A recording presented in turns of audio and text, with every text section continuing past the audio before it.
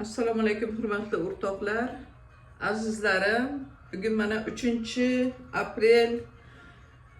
İşimizni boshladik. Kunlaringiz yaxshi o'tsin azizlarim. Chemadonni настроение deyman, mana 20 kun qoldi. Xudo xolasa O'zbekistonga ketishimga ham. Yana jonimni sog'indim. Kichkina nevaracham 3-o'g'limni, qizchasi Oyshani sog'indim. Kursdoshlarning o'tirishi bor. Xudo xolasa kursdoshlarni sog'indim. Xudo xolasa mana 20 kundan keyin O'zbekiston, Toshkent, Qashqadaryo, Xorazm, Surxondaryo da bo'laman xudo xolasa inshaalloh. İşlerimizni boshladik. Mana keyingi patsientlarimiz. Bugün 4-si.